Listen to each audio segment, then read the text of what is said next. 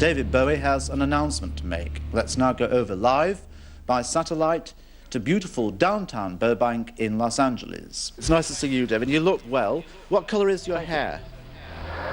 Which bit? The centre bit at the top, above where your nose would be. Well, what colour does it look? Well, it looks like a bit of something out of the end of Straw Dogs. Something out of the end of Straw Dogs. You've got an announcement to make to us all, David, haven't you? You're changing your plans for the future, and you've got something up your sleeve for 1976. Yes, I'm touring, but I'm coming back to England in May to play shows and look at you and look at England. Well, you know, and be there, be English. Again. Well, as always, but English in England. What's brought you back? Are you short of money, or are you short of the feeding off live audience bit? I'm short of England, more than anything else. In what way? I mean, you do know that the England you left 2 years ago is not the England you're going to come back to. Yeah, well, this Thursday is nothing like last Thursday, but it's just as important. I'd miss it if it wasn't after Wednesday. Yeah. You know that the pop scene at this end, the pop world has changed somewhat since you left. No. Have you heard of the Bay City Rollers? Yes. Well, you know that they're appealing to a kind of large, mass hysterical audience of young people Yes. who wave a lot of stuff around. Now, I wonder what kind of audience you're going to come back to face. I don't know, what do you think? You may have to create a whole new scene for yourself. No.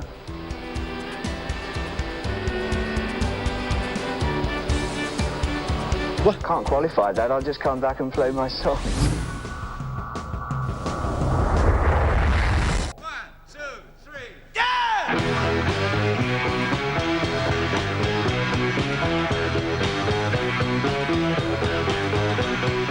Few musicians have pushed the boundaries quite as spectacularly as David Bowie. During a career spanning half a century, he was an innovator unlike any other.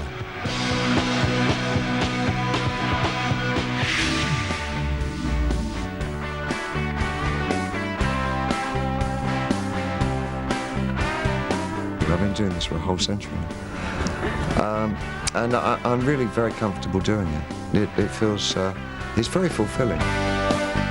Pop star, composer, showman, actor, producer. David Bowie symbolised versatility like few musicians could. The constant evolution of his style, sound and artistic persona had a colossal influence on popular culture. David, hi, nice to meet you. Nice to meet you. How very, very good to be here tonight. I can't quite believe how much rubbish I've written in my life. Because inevitably, when you go through old tapes, you find all the things you never wanted to release. And you kind of find out, it becomes very apparent why. But some of it's just too funny, and so I have to put it out. He brought a theatricality to the pop world, which gave him a very strong image. He thought very theatrically, and he thought about presentation.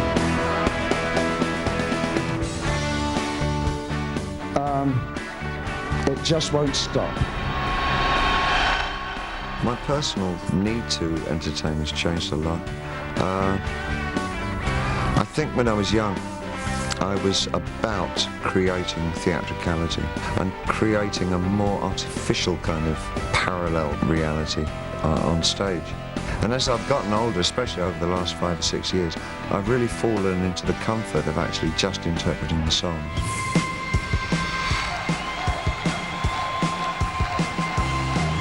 If you want to cause a stir, then wear a dress at a press conference in Texas, which is what David did. He looked weird. Everything about him was right to be a star, against all odds in a way. As far as style is concerned, I don't really think that I want to have a style. Sort of, oh yeah, that's a David Bowie sound, you know. I much prefer to be sort of a free agent and move from one thing to another as my enthusiasms take me. When you were thinking about what to wear on this tour, did you think of what it would look like translated onto thousands of fans? Or... I just wanted something very simple, you know, simple outline. Yeah? So what we're wearing tonight The landscape of fashion has changed, but it's changed because of people like David Bowie. That concept of androgyny, the science fiction look, the colors, the dyed hair, this was all red meat to designers. Clearly, David was a genius in that area as well.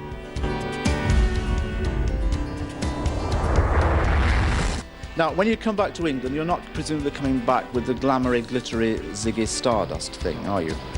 Uh-huh. Are you coming back as that? I don't know yet. I haven't even worked on it. So I think it'll probably... It'll be a lot more spontaneous. What? You haven't planned your wardrobe, you haven't planned a figure, you haven't planned an image, whatever that may mean. I think the image I may adopt may well be me. I'm sort of inventing me at the moment.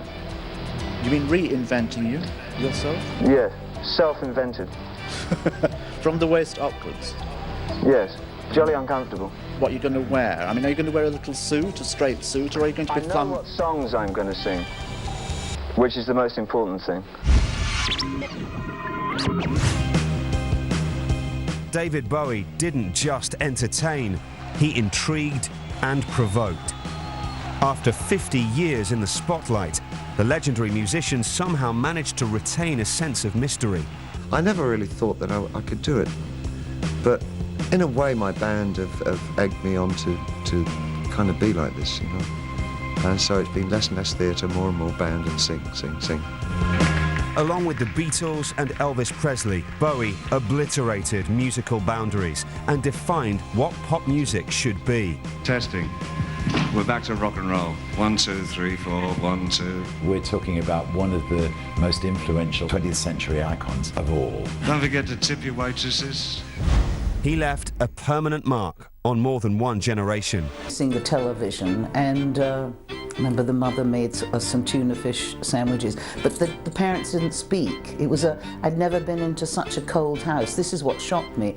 I'd never visited a house where people didn't laugh and make merry and be joyous, because it was just, it was like walking around with cement blocks on your shoulders. I met his dad. It was sort of petit bourgeois. People say he was working class, but I don't think so. It didn't strike that way to me. David said to me then, I'll never forget this, he said, whatever it takes, I want to get out of this place. I never, ever want to grow up here.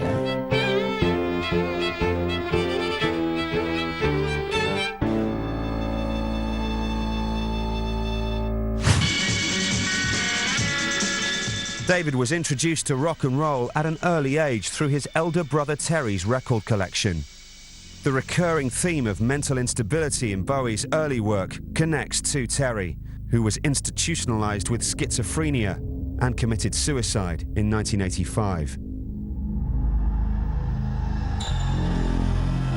I did go and see his brother in the mental hospital. I didn't realise the enormity of the impact on the family, actually. And after that, he never mentioned his brother. Well, I never met the brother because he was institutionalised then. But I did meet his mum, and she was just a very average lady. I feel now quite sorry for the mother.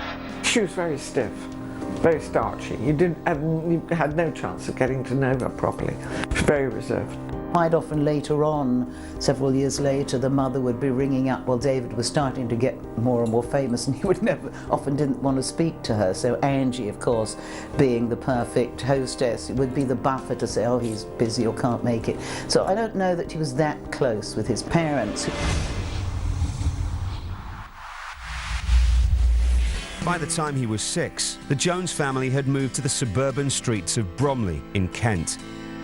David attended Burnt Ash Primary School and showed aptitude in singing and playing the recorder. It's inspiring how we went to our school. I think you're possibly right, the most famous ex-pupil of the school. 20, 30 years ago, he was thought of as quite radical. David Bowie appeared on the film Labyrinth. Personally, I didn't understand him.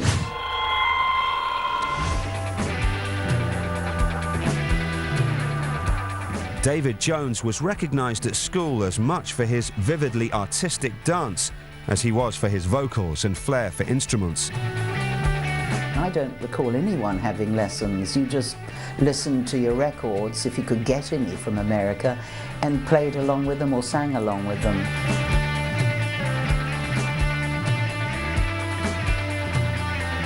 It's rather disturbing because when you're young you think so much is important, including oneself. But as you get older I think you find less and less is important, apart from some very fundamental things. One of them being a love of one's fellow man and a care for their survival and a care for one's immediate family, then friends, and then wider, like a circle, like ripples in water. After failing his 11+ exams, David Jones attended Bromley Technical College, where he studied art, music and design. He displayed an early interest in aliens, creating a UFO magazine, and would later claim to have seen battalions of alien craft. Angie and I think we were in England, and Bowie rings up from America saying he's just spoken to somebody who's been to Roswell, the place where the aliens landed, and he said, I know that there's one there, and he rang especially to say, you know, this is definitely it, the alien has landed, it's in cold storage in some government bunker somewhere, and he absolutely believed it, and so did we, because he said he'd seen it. During David Jones' adolescence, there was one indelible incident in 1962 which would forever change his image. The incredibly photogenic eyes were partly a result of his being punched by his friend, George. It was an unintended damage I did to his eye when I was 15.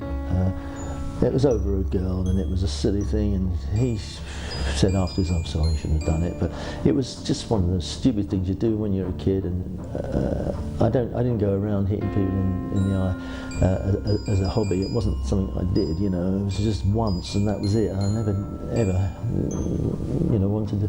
I felt awful afterwards that, you know, it's made him quite distinctive in the end. Fortunately, he did say later that I did him a favour. It just changed the look of the eye. But for fashion reasons, this is magnetic. So bizarrely, he owed George for hitting him. But they remained friends, and that's the important thing. David Bowie spent the 1960s enduring a succession of false starts. He would later steer music into new areas of exploration, and despite becoming one of the most iconic musicians of all time, he only performed because no one else would sing his songs.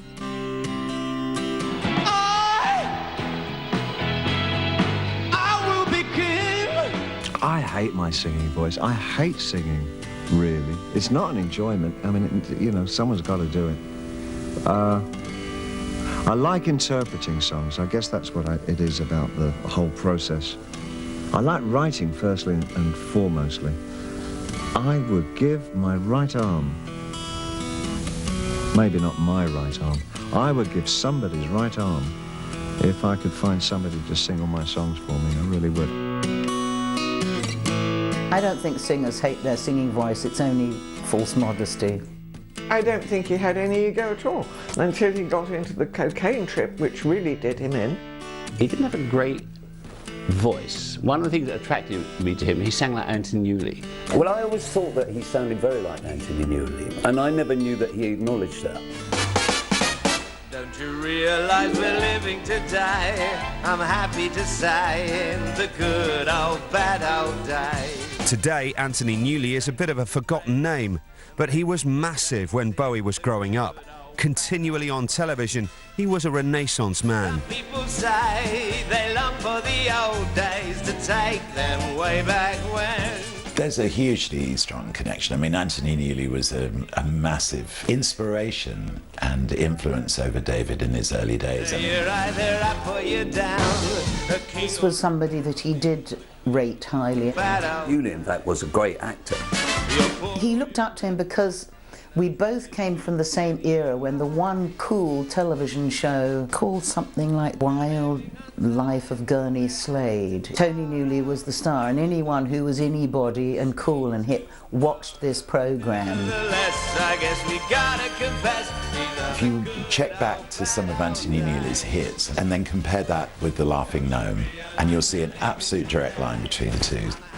The crossover that Anthony Newley made from the theatrical side into pop would have made him, you know, slightly more visible to artists like David Bowie.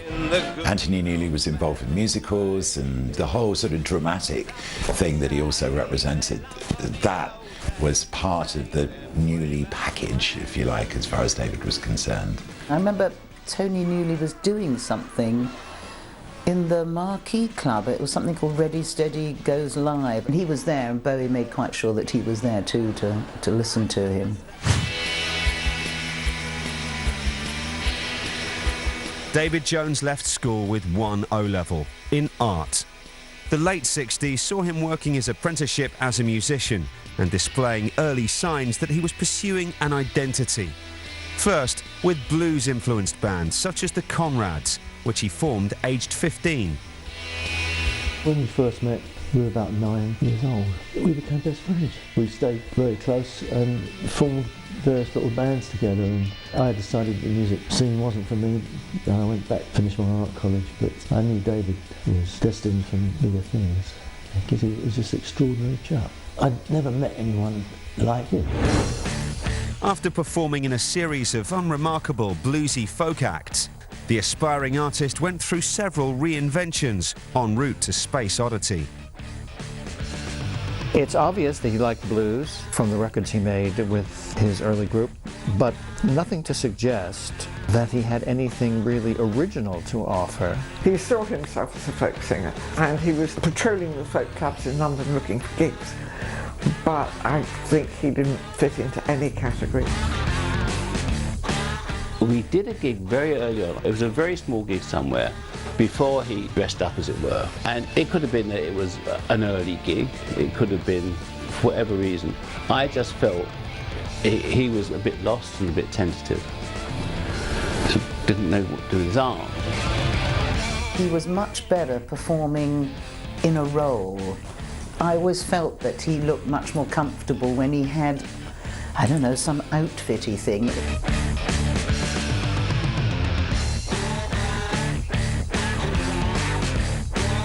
At that time, I felt he needed these various persona to give himself confidence on stage. You can see why he said he didn't want to go on stage being himself, because he's quite reserved. He didn't seem the type of bloke that would jump on stage and dress like Ziggy Stardust.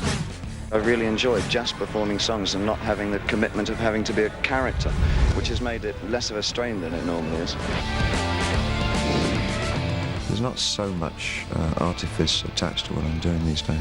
I still like the idea of doing a theatrical thing, and it doesn't preclude me maybe doing one in the future.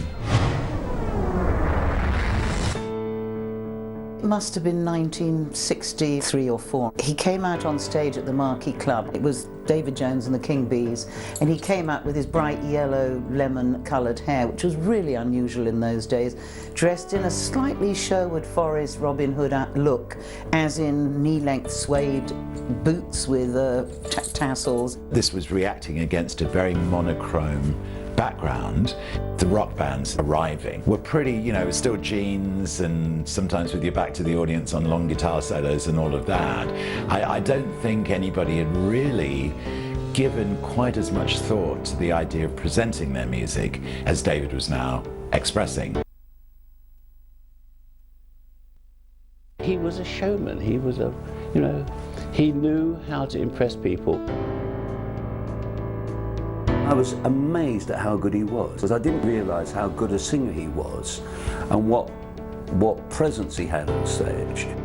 There were no echoes of oh, maybe I shouldn't do that, and hesitancy.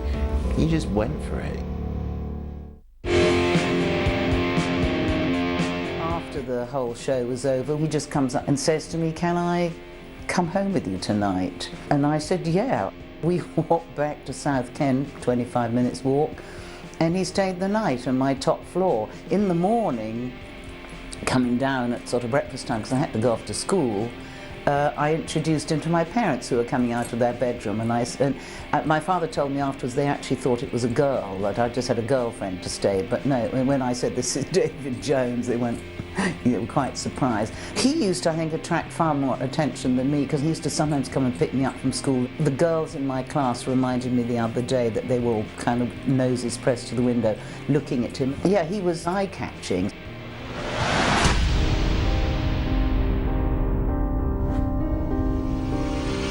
Enrolling in Lindsay Kemp's London Dance Centre, Bowie began to explore the world of mime. What is the best thing you've done on any stage anywhere that still lives with you, that you use as a measuring stick? That's very hard.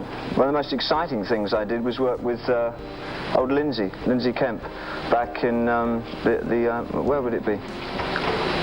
I can't remember which theatre we did it in, but years ago. It was a combined sort of mixed media show.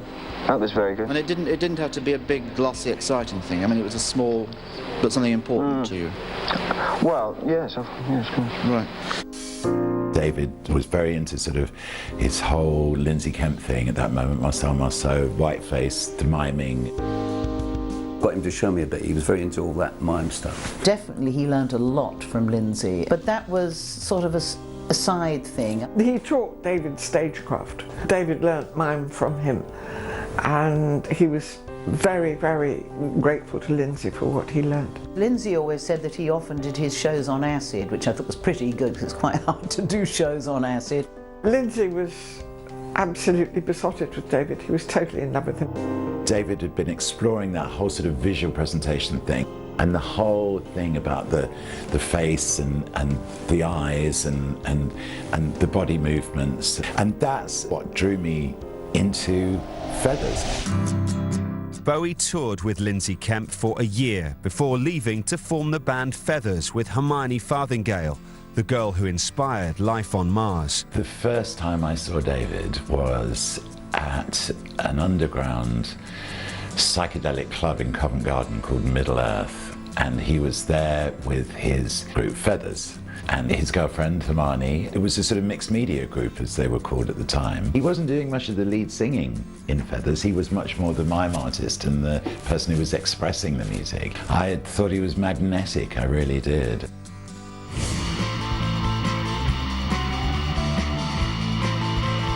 I rented this house 45 years ago, and as one did, I put an ad in the paper, and Hermione Farthingale rang and said she'd like to see the place. She said, the trouble is, there are two of us. And I said, that's fantastic. Anyway, she came, and the boyfriend she had was David Bowie. David wasn't known then. He held back. He didn't so much mingle with the rest of us. He used to borrow my clothes because I was in the fashion business. Anything I had that was funky, he would borrow and wear.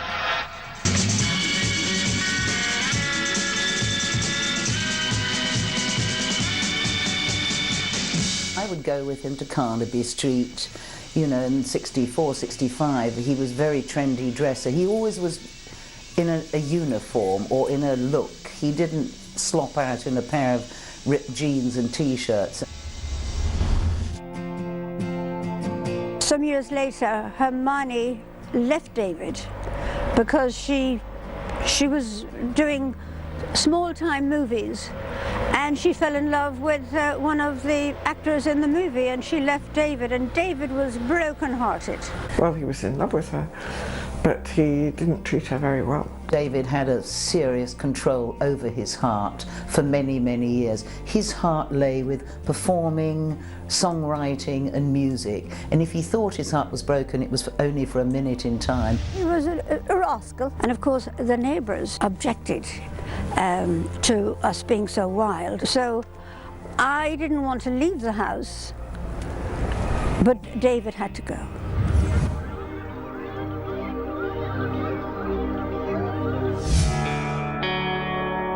Bowie considered leaving music altogether. In 1967, he retreated to a Buddhist monastery in Scotland. I think a lot of youth find it very hard to find exactly where it is they're supposed to fit into this new, rather terrifying world. I think I would feel very much like that. I think maybe I would shrink back into wanting to find a more spiritual kind of life. I think maybe I would backpack through the world and get to India and do all those things that my generation tended to do in the 60s, you know. It would be a very hard choice, but mind you, I would be, yes, I would become a monk, but a monk who played an awful lot of guitar. He went to Sammy Ling Tibetan Centre in Dumfriesshire and stayed there for about a month and did some very intensive meditation practice. And as a result of that, I think at one stage he did consider becoming a monk. I was still sort of wondering whether I should be, if I'd found God as a Buddhist, or whether I wanted to be a rock and roll star. He told me that he never really lost the music and that it was with him all the time, on the cushion, in the dining room, out walking in the hills. It was just buzzing through his head. And he realised, I think, eventually that he was not being true to himself, and so he packed up and went back to London and show business.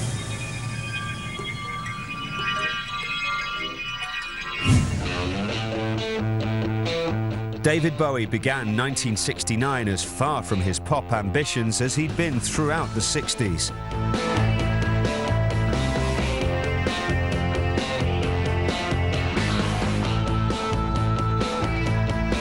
Once when we were both a bit broke, we both went to audition for Hair, you know, the musical where everyone in the end takes their clothes off. We both got turned down.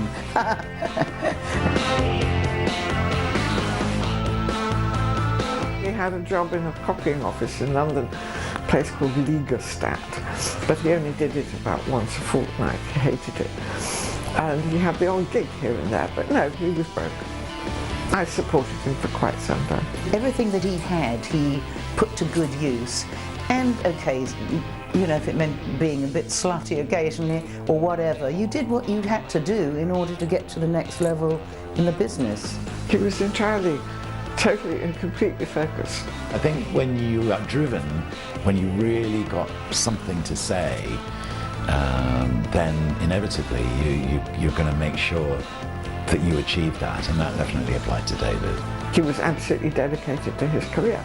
I mean, music was the focus of his life. During the time when he was sitting around the flat not doing very much, he was constantly composing. He was never idle. Are you being absolutely accurate and honest when you say you're a disciplined person? Oh, yes.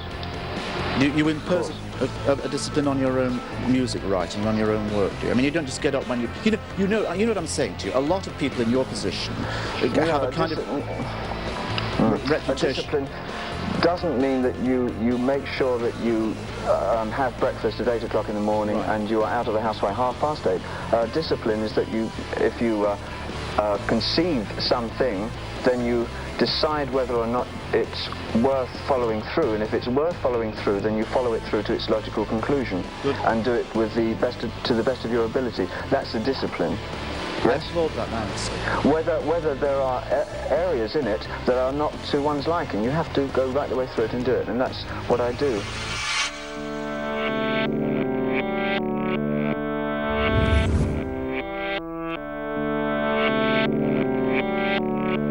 By the spring of 1969, Bowie was living with journalist Mary Finnegan in the London suburb of Beckenham. He was living in my apartment as my lodger, but it was never a sort of conventional landlady-lodger relationship. He was extremely messy. He never did anything around the house unless it suited his purpose. He staged a very elegant seduction for me by cooking me a very nice dinner when I came home from a shift at the Sunday Times. And then he made a sort of nest of cushions in his room, and he put big speakers on either side of my ears and then played me his favourite music.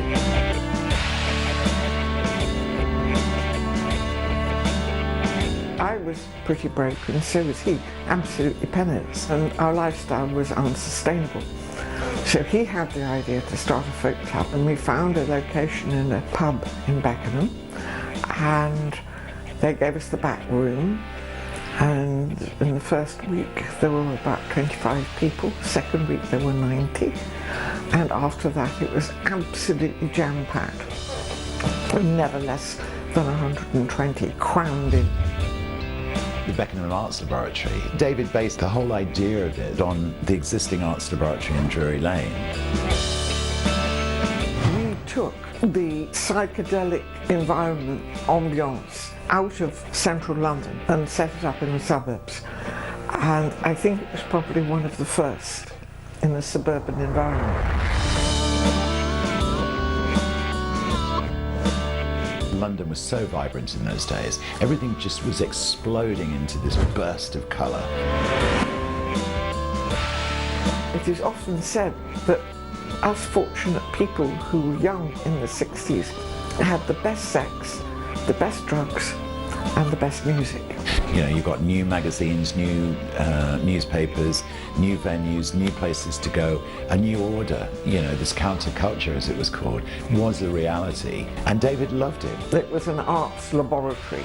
It was art of any form or variety. He compared it, and he performed his own set, and he got the confidence as a performer week after week after week. It was the bedrock of his rise to stardom, his ascent to the stratosphere. It was a brief slice of social history which was really quite remarkable, and I'm glad that I was part of that.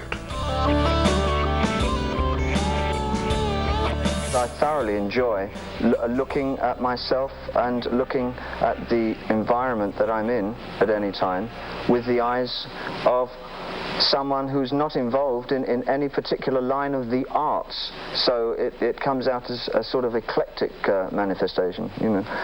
I'm still a fan of everything. Fan of films, fan of records, fan of rock bands, and fan of yours.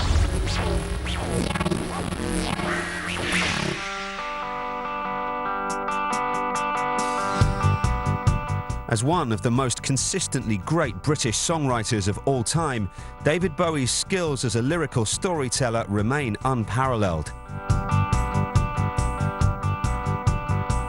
I don't have a problem writing. I do write a lot over the course of a year. It's never really been hard for me to do that. It wasn't painful in any way. And the only painful albums I've had, I think were way back in the 70s. There were a couple of instances where it was really hard for me to write because I felt I was delivering great chunks of my soul up there. But that was the state of mind, I guess.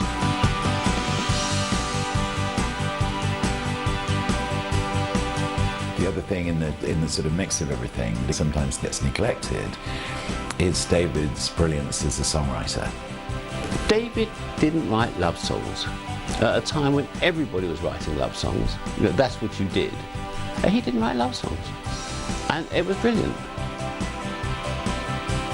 We would often go to something called the Gioconda Cafe, which is in Denmark Street, Tin Pan Alley, and you'd sit in this cafe and you'd nurse a cup of tea for hours, because at any moment anyone from the song publishing companies would rush in and say, "Oi, we need a bass player," or "Oi, we need a backing singer," and there you'd sit and wait till somebody came and called you in for something.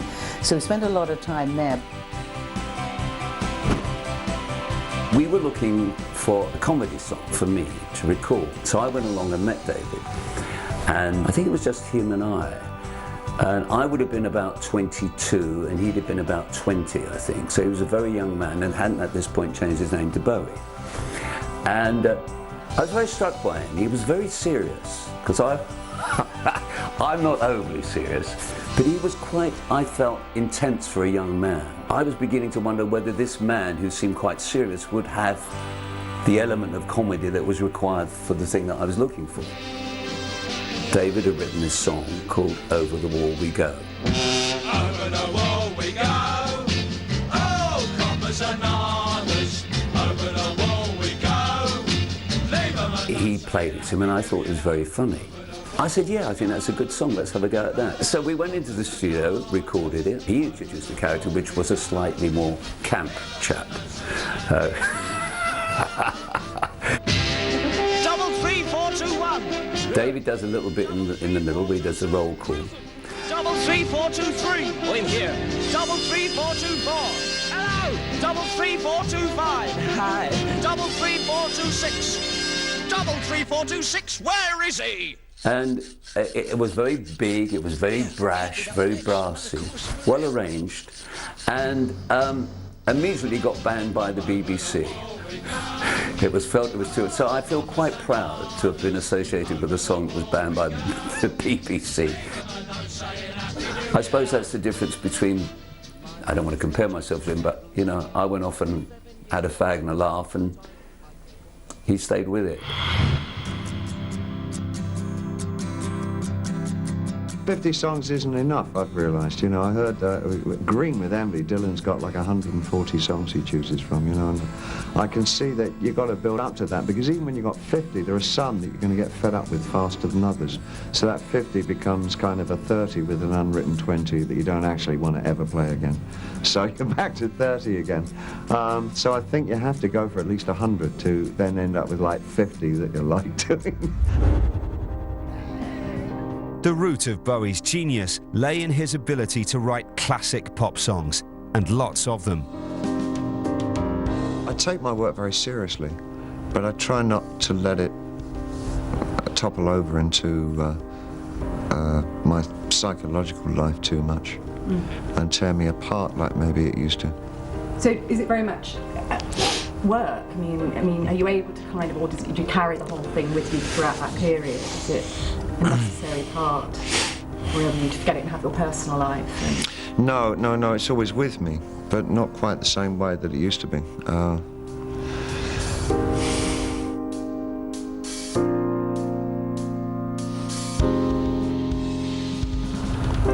Probably the priority in my life is my domestic and private life, but it's reflected in my work. The songwriting was the core of it all. It's his songwriting will be remembered. We're coming right back now to man and acoustic guitar. So you strip away all the other stuff and just bring it back to that. Voice and song. And David was absolutely world-class. His lyrics, if there wasn't any other lyric line but to see the mice in their million hordes from Ibiza to the Norfolk Broads, you know, you'd pin that as being one of the great lyric lines ever. And David seemed almost able to pull this stuff out almost effortlessly. That was the extraordinary thing. I do see that the writing that I do is very much an integral part of my for real 24-hour-a-day life. I do write a little bit every day. Some days I hate it. It's an inconvenience, but it's just something I have to do. And some days I can't wait to sit down and write. There was one, Cooks, which he wrote after Zoe Duncan had been born, and will you stay in my lover's story? But I was just thinking how sweet he'd written this for his son. A lot of things he wrote with such heart. I have to be comfortable with what I'm doing, and if I feel there's a kind of as near to a truth or an integrity about what I do and write, then that makes me feel that I'm a successful artist, I guess.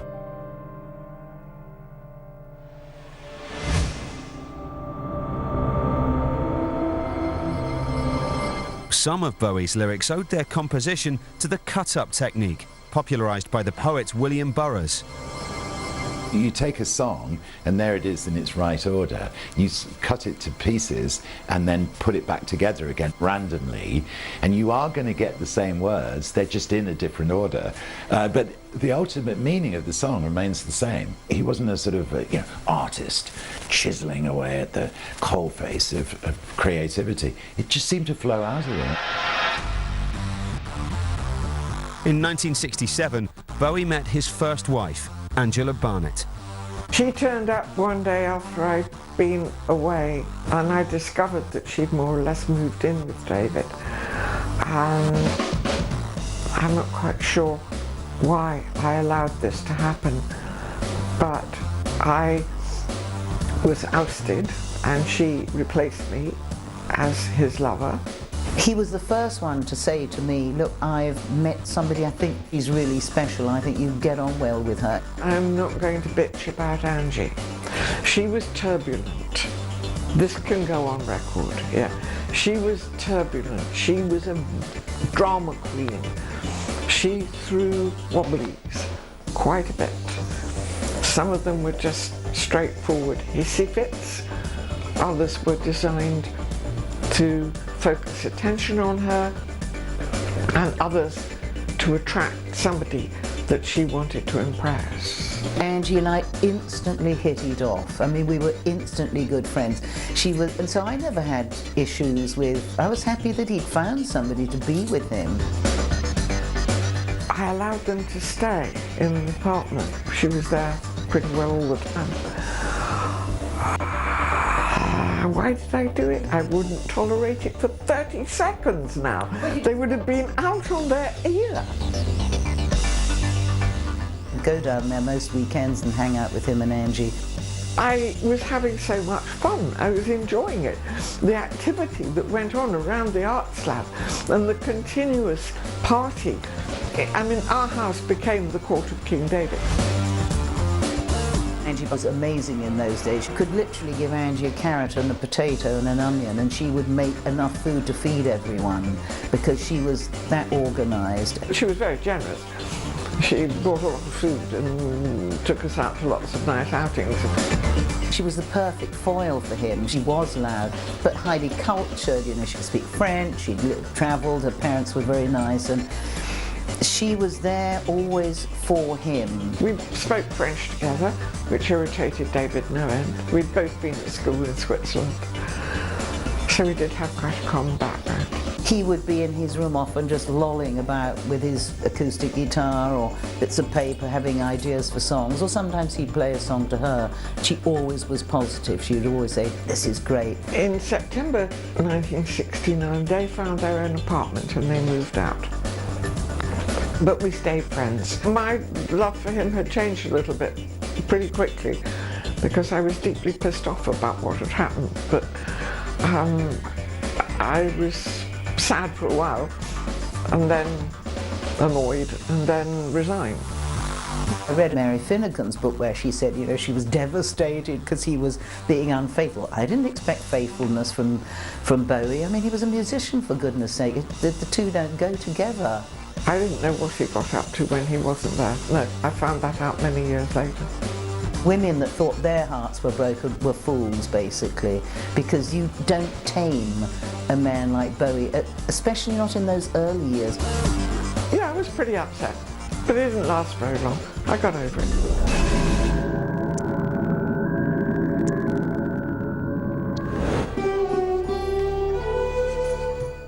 In August 1969, Bowie and Finnegan organised a free music festival, which was held on the recreation ground in Beckenham. That was kind of the peak experience, and about 1,000 people turned up, and we hardly publicised it at all. David was very sad. He was grieving because his father had died about a week earlier, and he performed as a true professional, and nobody who saw him performing would have known.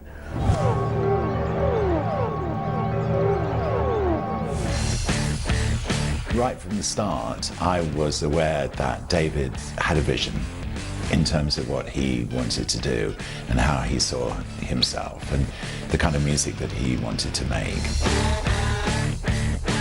I was an aspiring DJ. My whole job was to fill the dance floor, and I'd invited David to come down with me because I thought this might be an opportunity for him to play. So he just started going out with Angie, and so she came to, I remember her sitting on the edge of the stage. David had a cassette of the backing track of this single that he was working on at the time. So I introduced him. Yeah, I'd been slamming out this really loud music, bass beats and all of that. And David came out with this little acoustic backtrack, which he then sang live over the top of. But I mean, the volume difference between my dance music and him was huge. And I mean, the floor cleared, people got restless, people were booing, people started throwing beer, and it was just got absolutely chaotic within almost moments. And David had to leave the stage. And I strode into the centre of the stage. I was absolutely furious. I said, "You remember this night? This is David Bowie. Remember the name. He's going to be huge." And I really knew it at the time. They just wanted to party. And this rather sort of kooky acoustic alien that arrived on stage was a bit too much for them.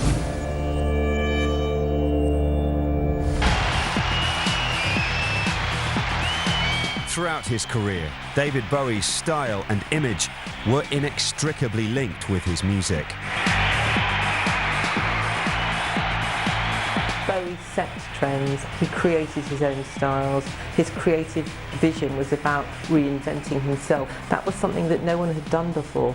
Now lots of artists reinvent themselves all the time. We're very used to seeing that, but he was the first person to make himself the focus of his own kind of reinventions. Do you see the way the people out there, how their appearances are changing during the tour? I mean, when they first saw you... It's quite amazing because there's all 7 characters that I've created are out there somewhere. I see a man who fell to earth and a Ziggy Stardust and a Thin White Duke and at the moment a lot of sailors' hats and things. That's incredibly endearing. Are you aware of the consequences of things that you do and say? I mean, is it possible to be relaxed, to act in a spontaneous way when everything you wear can be suddenly picked up by... Well, it is at the moment because it's not that sort of outrageous, really. I mean, everybody wears plastic, don't they? I cannot recall an artist who changed his or her image so frequently, so completely. This caused tremendous problems for his fans, who would turn up for his gigs dressed in last year's image, and at the interval would look very sheepish because they realized they were wearing the wrong costume. Have you come on the train like that today? Yeah. You came on the underground dressed like that. Did you get a bit of stick from the other passengers? I mean... Sort of look at you and here, wonder where you're going. Probably singularly the most important artist in terms of style and fashion. I mean, you only got to look around the audience at a Bowie concert and it's a carbon copy of what's going on stage. I was a compere on a few of the early tour dates. So from the stage, you're getting a pretty unique view of what's happening in front of you. And gradually you're beginning to see people arrive looking like David. Wow, I mean, you looked out at the whole audience and they'd all made a massive effort to kind of dress up and be Bowie. Ziggy was his best character. When you saw him do Ziggy on stage, what made you decide to look like that? Just brilliant. Just everything you could imagine. What's your name? Ziggy Zowie. Well, what was it before? Well, my real name is Mandy Laming, but that's a bit boring. Well, I've had the outfit for ages, really. It's just built up from sort of a long time ago. I just put it together when I saw his new film. Then I sort of got fed up at dyeing hair, and sort of as he sort of matured, you sort of grow out of it and want to sort of stay with him, so just carried on doing that. You think he's ahead of punk, or he just completely... He's about 6 years ahead of it, I suppose, yeah. I think he attracts the punks because they like the idea of somebody who's in a constant state of change and also doesn't represent the hippie period. Why do you think they want to look like him? Wouldn't you? You seem really happy on stage to go through the old songs and to do them in a new way, and everybody obviously in the audience goes along with it. Yeah, I'm having a very good time. But can you tell me why it is, though, that your fans are happy to go along with your changes? Do you know what I mean? There are other performers that the Better fans... ask them, I think.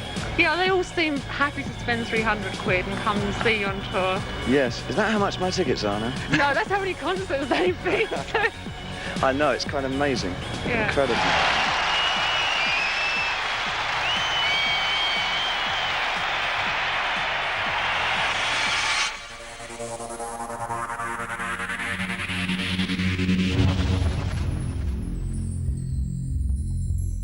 Bowie first tasted commercial success in 1969 when Space Oddity was released, as the world was transfixed with Apollo 11 and its journey of discovery. I just thought it was the greatest song, just the most fantastic, fantastic original song. People don't realize what a slow burn David was in the United States. Space Oddity was not a hit on its immediate release. It was only a hit after Elton had had Rocket Man in America, and then Space Oddity became a hit, early '73. It's inconceivable to think that the albums we consider classics were not, upon release, popular in the United States. I hadn't realised what an impact it was going to make, because it did actually. It suddenly put him out there as a little bit of the alien, which has stayed with him forever. The song was used by the BBC for their coverage of the moon landing, and although it reached #1, success was far from assured. For all its brilliance, the public thought of it as a novelty record. Then really not very much happened. He sort of disappeared from certainly any degree of success. It wasn't that easy at the beginning, because he wasn't managed by anyone really good until to Freeze, but he did what he wanted. I'd signed him for management and I signed him for records, and I think the greatest favour I ever did him was he had no interference whatsoever when he was recording, no input from a big record company, and that gave me a huge amount of freedom, which artists didn't usually have. They were just artists, they came, they went. No one thought they were going to make history.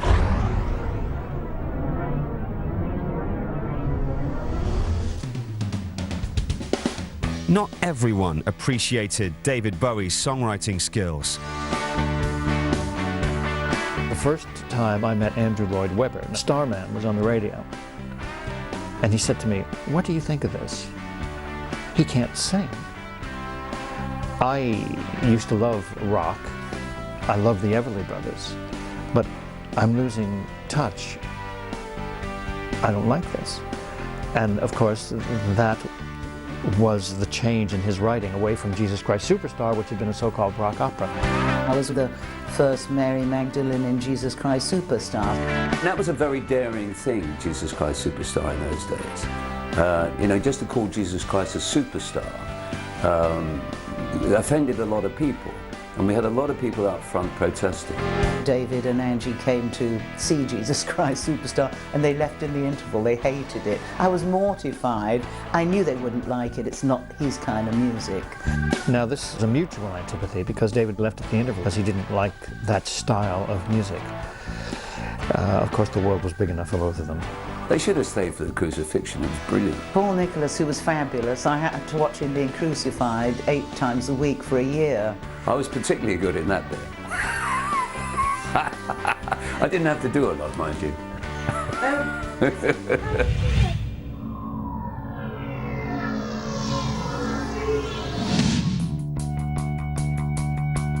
Artistically, Bowie was powering ahead.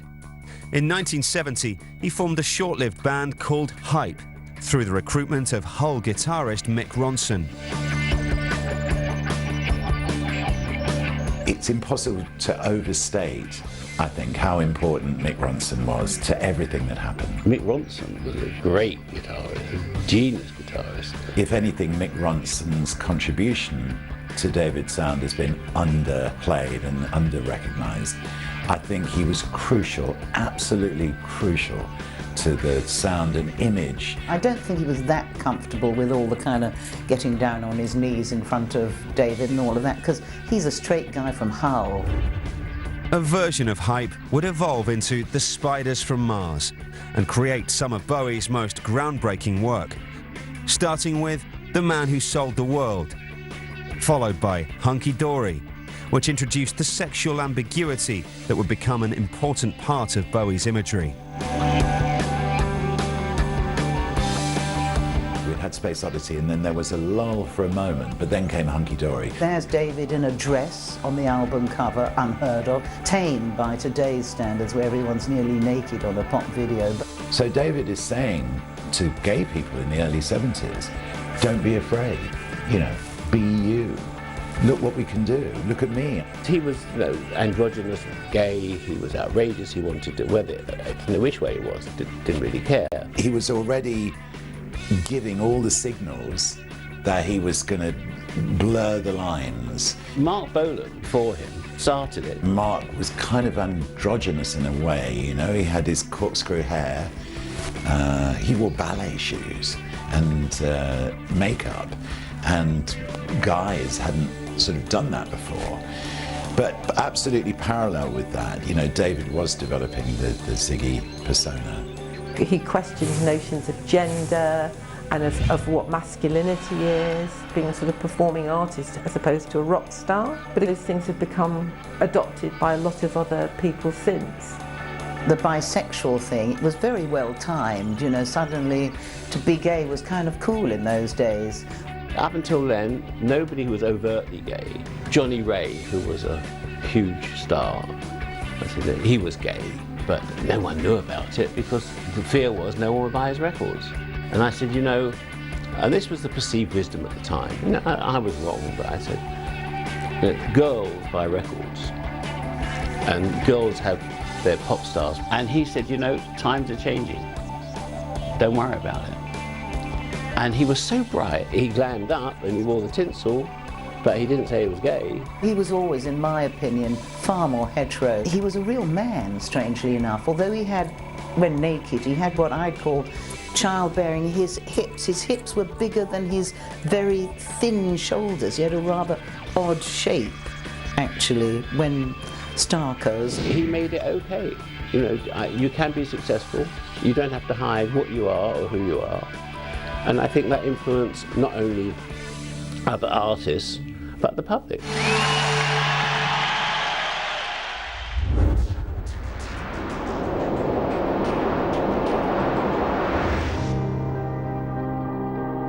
One object of Bowie's admiration was New York pop art icon Andy Warhol. Andy Warhol was a massive figure in David's life in the late 60s, early 70s, what the factory was doing in New York. He said, look, okay, I've written this song for you, Andy Warhol. Andy Warhol it's strangely enough, for me, one of the weirdest songs to give to me because it's very abstract. I don't sing abstract, I sing about emotions. I would rather die than have an Andy Warhol can of soup on my wall. But I never felt that close to the song. It was hard to put any emotion into that because Andy Warhol is not, it's not an emotional song. Then he liked my version so much, he did his own version on the Hunky Dory album. And he takes a little snooze, tie him up when he's fast asleep, send him on a pleasant cruise.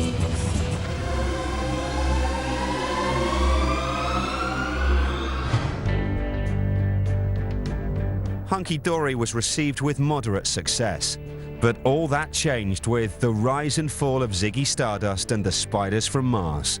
During 1972, Britain was crippled by industrial action. The mood of the nation was dark and the culture was conservative. This is when Bowie unleashed Ziggy, the leading figure in the glam rock movement, which turned pop in a new direction. It's very funny. Again, it works a lot more because of its mistakes than its intentions, but it's great, it's terrific.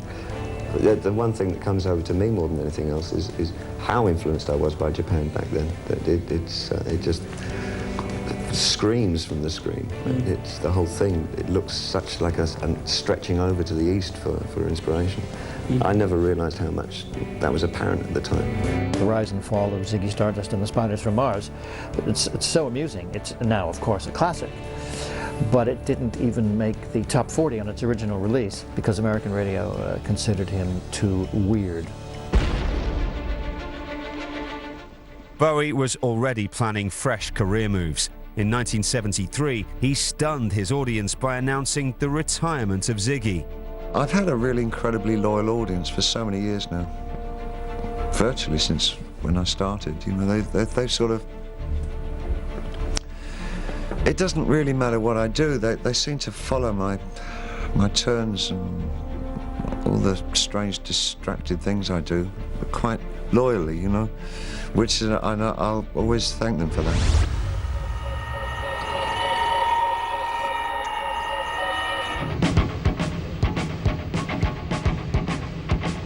By the mid-1970s, David Bowie had metamorphosed again and was still breaking new musical ground.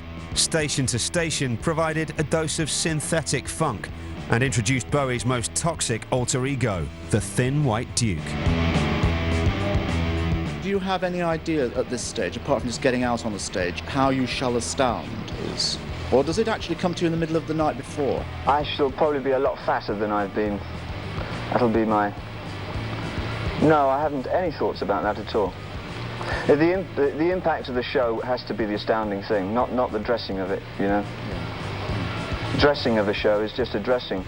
It's a sort of a perfunctory kind of thing. But the content has to astound. I mean, you can dress a show with $1 trillion or £1 trillion worth of goodies, but if the show is not substantial, there will be no impact. He was more into the craft of being an artist on stage than any rock star I've ever worked with. David did all the lighting on stage as the show rolled. Lights from the right, lights from the left, and with a fill in from the bottom. This pose is essentially a cue to his lighting director that when the hand went up, the lights went down. I didn't really embrace him fully until Station to Station, which, you know, I loved, and then Low really knocked me out. So it was great working with him after that because I could ask him loads of questions. I mean, he was a superstar, then went kind of more left. And when he went to Berlin, you know, things like Low, people saw it as really experimental. They were pop songs, but they were presented in a kind of left field way. And that album wasn't really accepted, but it was probably my favourite.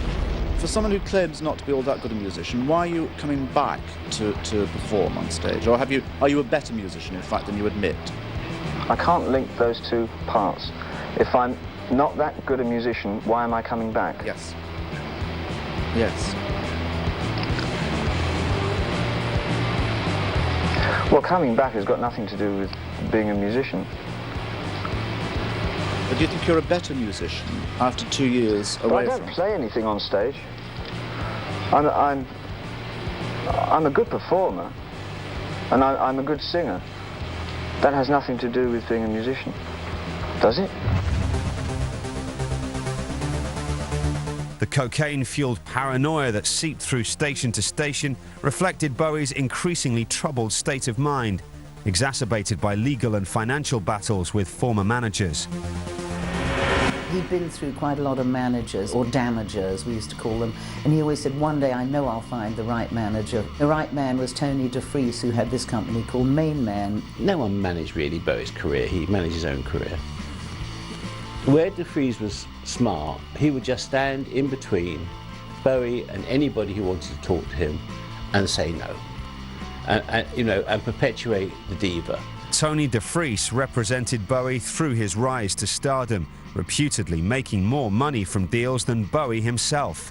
He always said, right, in order to be successful, you must go to America. So he uprooted all of us to go and live in New York. They were inclined to have limousines on hand 24 hours a day. They were inclined to charge to the company various substances that you didn't make tea with. Main Man was 5 years of total madness, glory, fantastic times. DeFries had said, look, everyone has to have limos, 24/7 limos, a secretary. I mean, I had a secretary who was fantastic. We all had assistants and everything. The offices were on Park Avenue. He got a grand piano shipped in, and there were many nights with sort of Mick, as in Jagger, who was staying in the plaza around the corner, would turn up and we'd all be hanging out till the morning. At one point there were about 40 staff. I don't think David ever questioned where the money came from. The stage had to be, whatever it was, 60 feet wide.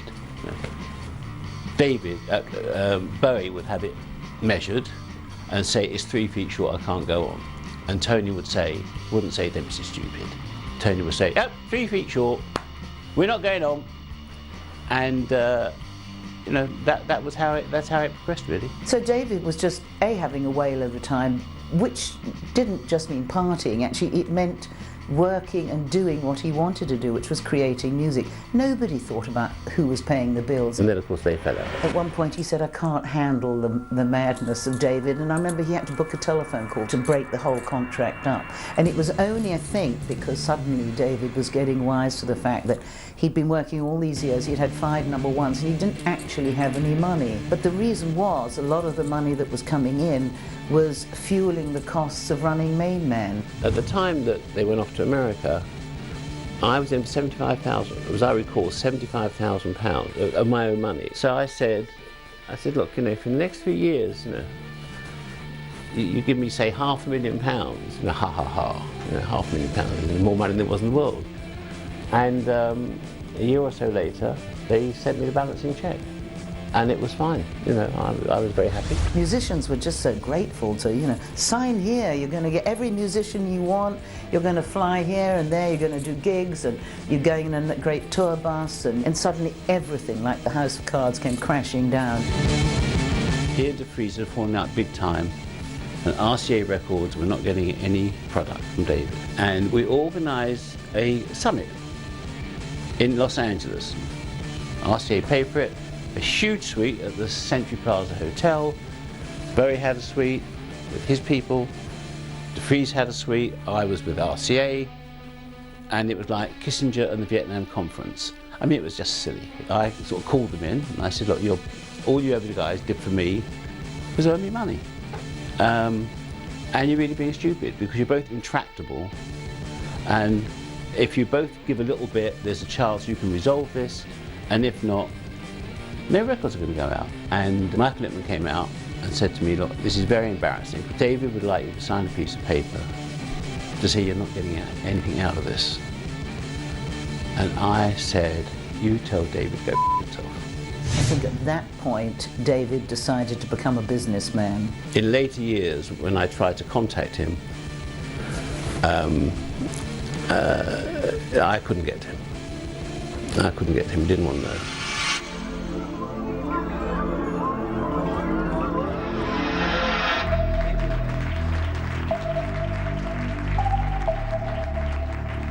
David Bowie will be remembered for his astounding musical career, but he pushed financial as well as musical boundaries. Gosh. A lot of artists don't even want to get involved on the business side of things, but David did, and successfully. I do the art and then I try and sell it. It's not much more complicated than that, really. But while I'm working on the art itself, I am 100% artist, and when I'm trying to sell it, believe me, I'm 100% businessman. By doing so, reinforced the general impression of himself as being a visionary, that somehow he was able to see what was going to happen next, but before anybody else did. I wouldn't give you a comment on Napster. I think it's very hard for artists who have reached a certain level of economic means to be taken seriously when they start talking about copyright issues on Napster. I'll give you a scenario though. In around 6 months' time, record companies will have banded together as some kind of club. All the copyright difficulties with Napster would have been solved just in time for them to put in a fee, so people have to pay to use the site, and then competition will spring up everywhere, and then Napster will be one of many. He was very intelligent, and he was very, very savvy. The other thing that he did that was way ahead of everybody else was the Bowie bonds. In 1997, Bowie made history by launching Bowie Bonds, which were as groundbreaking as his music. He was the first artist to securitize his back catalog, and these were 10-year bonds. You're saying to investors, invest in me, and over a long period of time you'll get the benefit by getting royalties back from work not written yet. That's really money. Evan Davis had jokingly said, after the financial collapse of 2008, well, we should blame David Bowie. Bowie did make a profit after 10 years on the Bowie bonds. Society as a whole did not, and we had the financial collapse. I mean, I'm watching this thing, it's like, it's crazy. It's just crazy out there. Most industries are kind of in decline at the moment. They really are. I mean, industry is having a really bad time. But the main difference is with price slashing like this, The record industry is so different because they're the only industry where their product is actually also available for free as competition to the price slashing. So it's a really peculiar situation.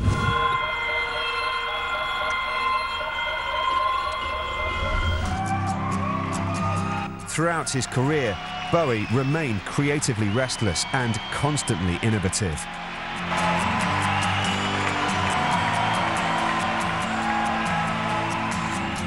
So, only get 5 words.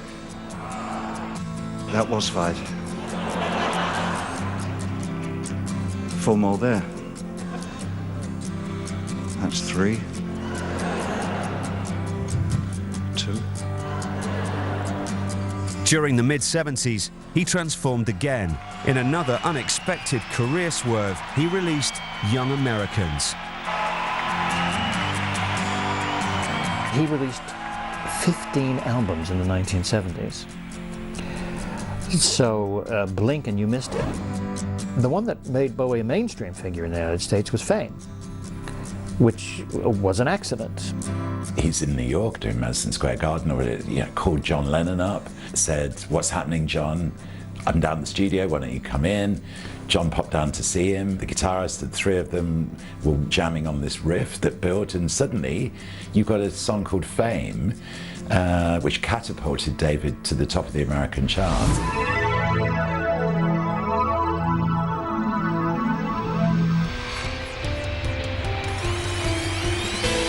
While others would have been happy to stick to the soul template that broke the US, Bowie would again change tack and release some of the most uncompromising music of his career.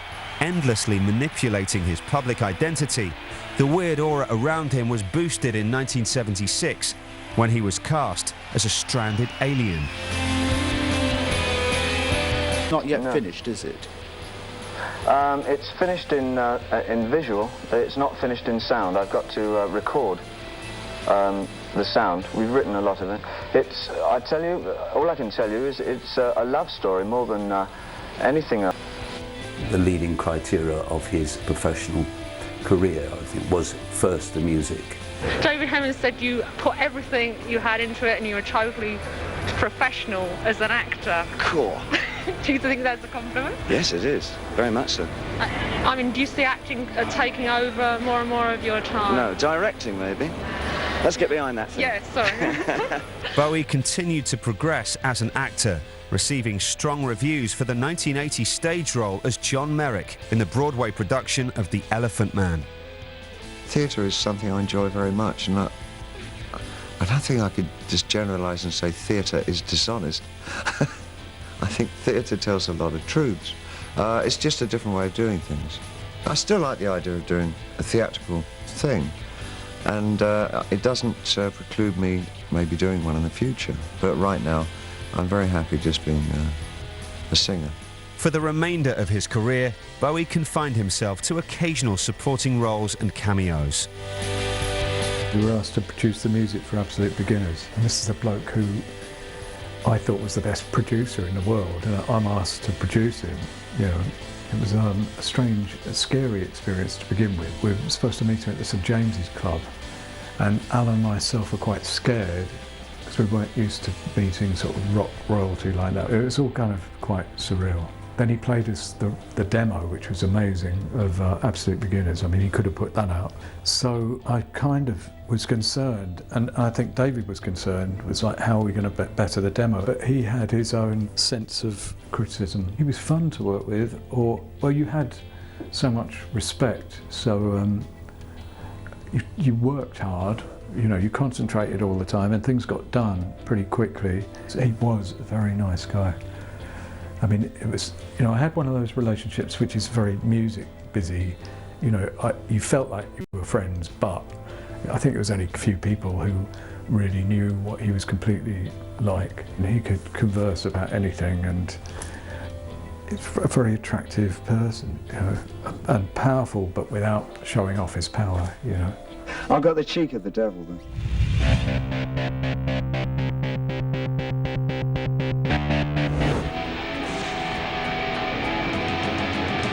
By the end of 1976, Bowie had taken up residence in Berlin, accompanied by sometime collaborator Iggy Pop. He called me up in New York in like November and said, hey, why don't you come over, I got these demos I'll play. And I said, great, I'll bring my demos. And we were playing demos, and he sort of listened and went, I like that. And said, we could do this. I could come in on it and write some stuff. We didn't use anybody to kind of drive us around, none of that. That was all right out. David Bowie was a roadie as well. The both of us, the both of us. Also, it helped having producers who were both experienced at getting things on the radio. And yes, I want my stuff on the radio. Yes, I deserve it, and I want it, and I'm going to get it. I still have very fond memories of Berlin. A bit violent, isn't it, man? Yeah. Did that worry you at all? I think towards the end it was something that I felt I didn't really want in my life too much. It was getting more violent. What he did successfully in the 1970s was so impressive, because he gave Mott the Hoople All the Young Dudes, which he produced. He produced Lou Reed, Walk on the Wild Side, and then, very impressively, Iggy Pop. The Passenger is probably the best known song from that period. During this intensely creative period, Bowie released 3 classic albums: Lodger, Low, and Heroes. Heroes isn't an album about Berlin, but it reflects, there's a resonance of Berlin about the album Heroes, because that's where it was written, and you can kind of feel that that's the city it was written in. In between sessions, Bowie found time to feature as a keyboard player on Iggy Pop's Idiot Tour. I used to go to some of the gigs on the road, but of course David didn't like to fly. He had this fear of flying. Most people would get to a hotel after the gig and fly the next day. He would go straight to his huge limo with a big black driver and go for hundreds of miles across America, sitting kind of slumped in the back of the seat, and somebody would always have to go with him. I went a few times with him in the car, and sleep wasn't really on his mind. I mean, he got so drained, so tired, that it was a miracle that he actually finished the show.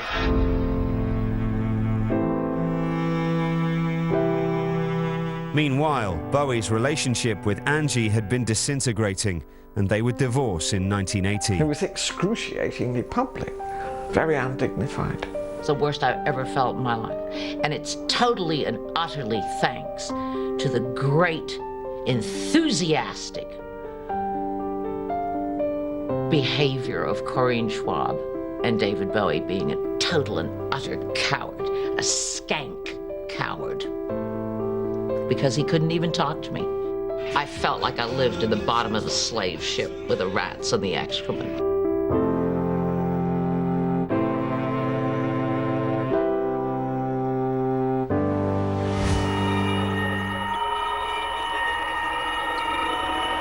Cult figure, Bowie's stardom reached new heights in 1983 with the worldwide success of Let's Dance. This was to be the most commercially successful period of his career and introduced him to a whole new generation. Is the record on the whole a dance record, would you think? Dance is so diversified now. There's so many styles Lots of of different dancing. dances to do, aren't there? Absolutely, yeah. The cakewalk, yeah. On and on, yeah. If you dance slow, there's a slow track on it. That's right, yeah. There have been rumours that this might be the last tour. Would you care to stem that? But I've really got no real feeling about stopping touring. I mean, if this goes as happily as I wanted to go, then I'd probably tour a lot more frequently than I have done. Let's Dance propelled him into that superstardom, shopping mall sort of pop star. It was a whole different phase for him. That was the phase where American radio loved him. In retrospect, it's interesting to see David say that probably that time in the early 80s when he was having those massive hits, Let's Dance, China Girl, was probably the least fulfilling time he felt in his sort of musical career. I've had big hits with albums that I really despise, frankly, albums I don't like, and they've done really, really well. And it always has to be about the material on the album, and whether in hindsight, and pretty fast hindsight within like a month or two of having made it, the album, if I can really look at it and say this was definitely the very best kind of work I could have done at that particular time.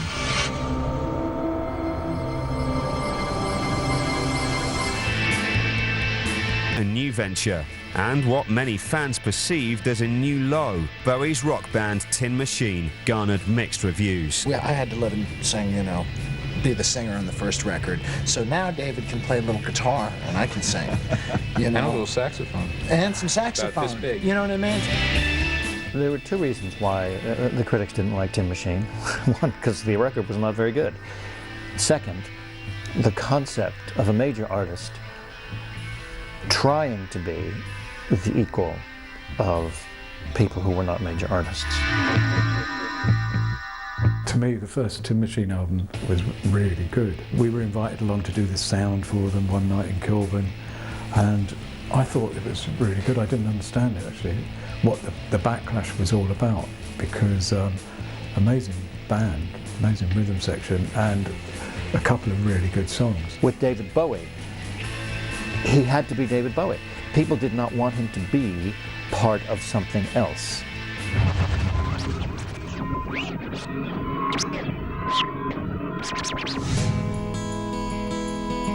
After dissolving Tin Machine, Bowie married Somalian model Iman, who he had met 18 months earlier.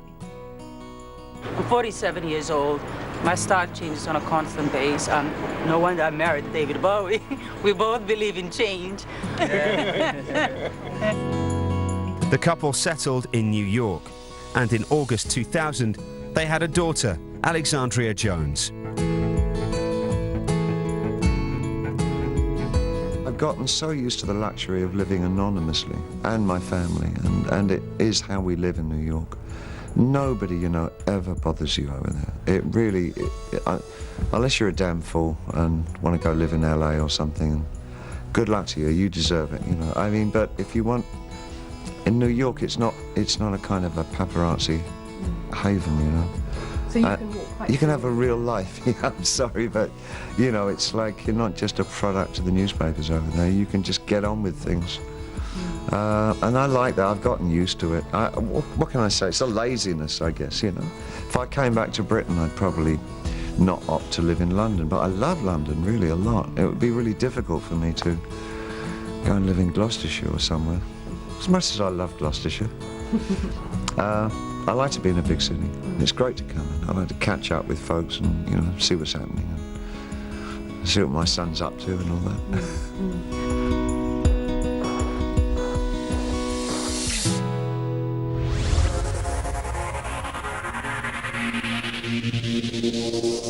The new start in Bowie's private life triggered yet another transformation. He forever ditched his otherworldly persona in favour of conventionality.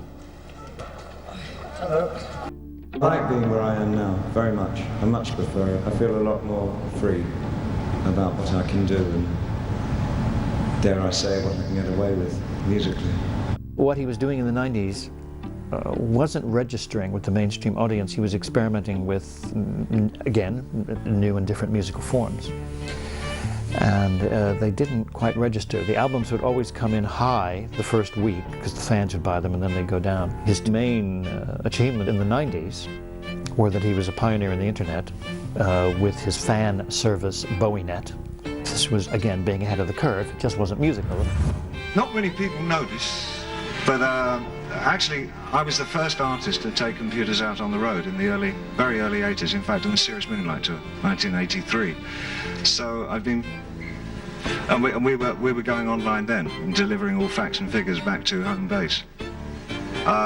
So my experience with computers does go back a long time.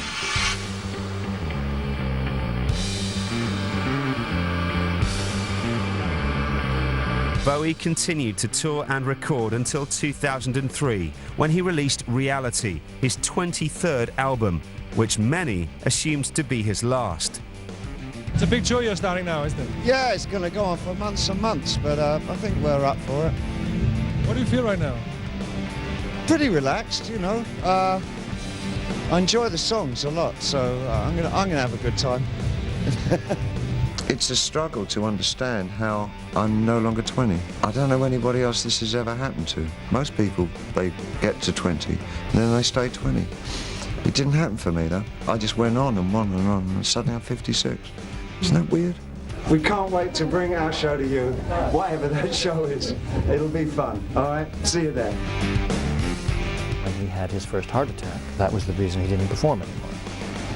So the people who were closest to him didn't want you to keep pestering them with questions of, oh, when's he going to do another show? They just said, he's had heart problems. They're afraid the exertion might kill him.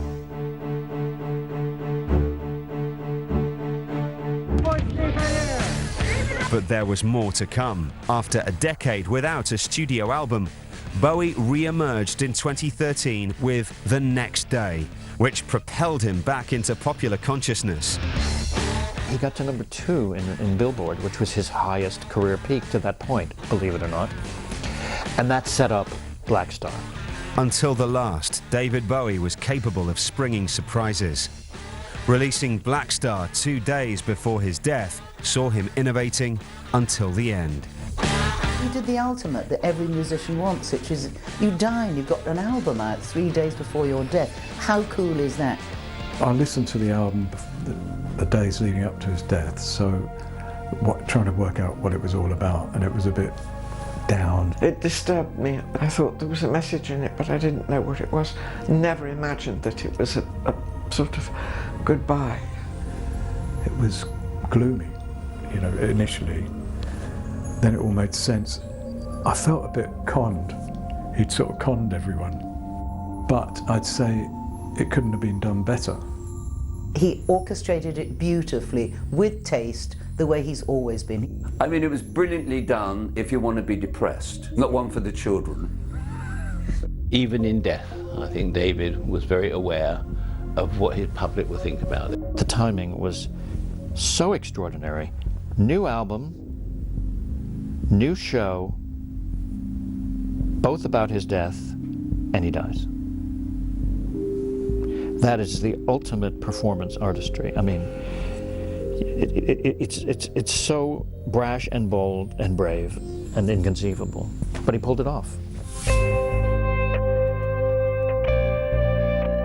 Even by the standards of an age when fame and celebrity are excessively worshipped, David Bowie's demise was an event which generated worldwide wall-to-wall coverage.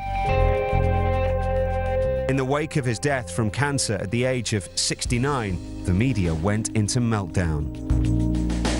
It was absolutely devastating. It's very hard still to talk about him in the past tense. I'm just totally dumbstruck that he's no longer here. I really am. It's really upset me to the core. I don't know if I've ever been this emotional about a celebrity, an icon dying. His music means a great deal to me. Just really heartbroken, as if, you know, I mean, when you feel as if you really knew someone and they really touched your life. To everyone, he's their David Bowie, and he was my David Bowie for that 9-month period, you know, and I thought we had something going, but he had it going with millions of people. It's a sad occasion for us this morning as we put this wreath here on the star of David Bowie. What an iconic entertainer, rock star, songwriter, performer, actor. You could go on and on. I didn't sleep all night and I cried last night. The minute I found out, it was like I lost a family member, you know? Feeling devastated is a complete wasted emotion. He wouldn't want it, so why should anyone else do it? I think he achieved everything he would have dreamt of. People feeling sorry for themselves, they should be thinking about him, and he did everything a musician wants to do. From the Archbishop of Canterbury to George Clinton, from the Vatican to the country of Germany. With all of these different records and styles, he just touched an incredibly large number of different populations that when you add them all together are the majority. I was filmed just outside of Radio 2 by Reuters film crew. I said, so when is this going out? And they said, over the next God knows how long. I said, right. And they then said in China, Japan, America, Germany, France. And he looked at me and he said, David was big, massive, all over the world. He said, we've never had a moment like this as far as demand is concerned. He's left so much music behind, that, you know, what could he do? He couldn't go on till 200 years old. He had to go at some point. Obviously one can feel sorry for his wife and daughter and son, but when a child is born, that's when you should cry, because you know they're going to have a life of hell and pain and everything. When somebody dies is when you celebrate and feel good because they've gone to somewhere better or they've gone back to be stardust. And I reckon he's stardust.